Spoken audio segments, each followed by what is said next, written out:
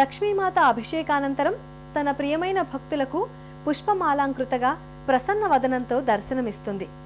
అటు వరదానందంతో ఇటు అభయ ప్రదానంతో అమ్మవారు భక్తుల్ని అనుగ్రహిస్తుంది. సంతాన సౌభాగ్య ధన ధాన్య వీర విజయాల్ని తనను ఆరాధించే వారందరికీ సొంతం చేసే కారుణ్య దీక్షతో తానే ఓ పూలవనంలా దర్శనమిస్తుంది.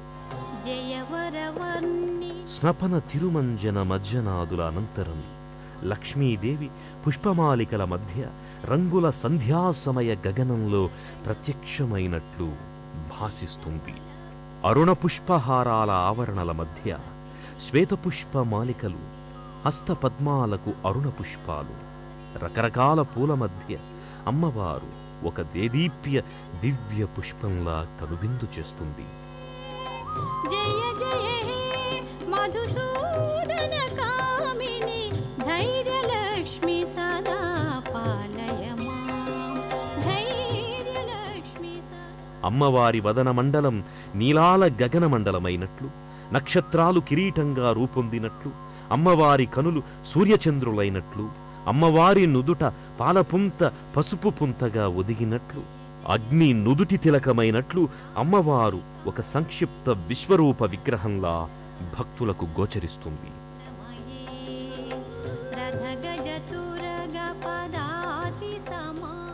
ఘంటానాదంతో వాద్య ఘోషతో కర్పూర నీరాజనాలందుకునే దృశ్యం భక్తులకు జన్మధన్యతను కలిగిస్తుంది.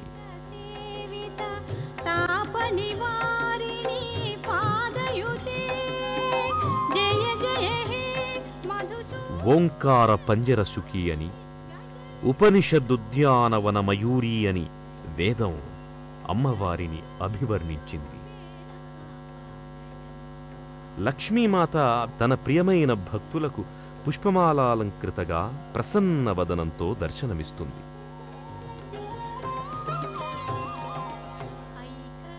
మహిళలు విశేషంగా అమ్మవారిని సేవించి తమ కోరికలను సిద్ధింపచేసుకుంటారు.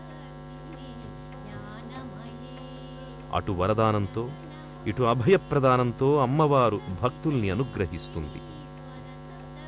సంతాన సౌభాగ్య ధన ధాన్య వీర విజయాల్ని తనను ఆరాధించే వారందరికీ స్వంతం చేసే కారుణ్య దీక్షతో తానే ఓ పూలవనంలా దర్శనమిస్తుంది.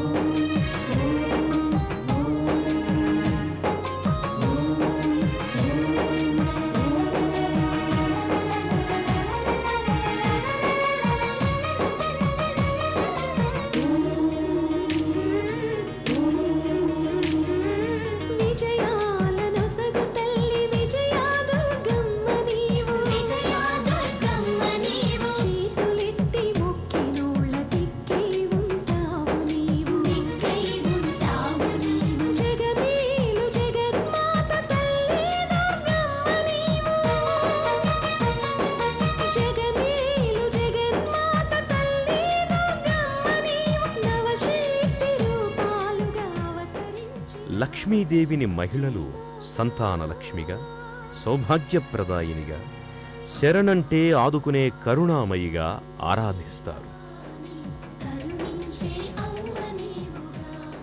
ఆ తల్లిని సహస్రనామ పారాయణలతో స్తుతిస్తూ, శ్రీచక్రాల కుంకుమార్చనలు గావిస్తూ, ఆది ముత్తైదువకు జరిగే పుష్పార్చనల్లో పాల్గొంటూ ఉంటారు మహిళా భక్తురాలు.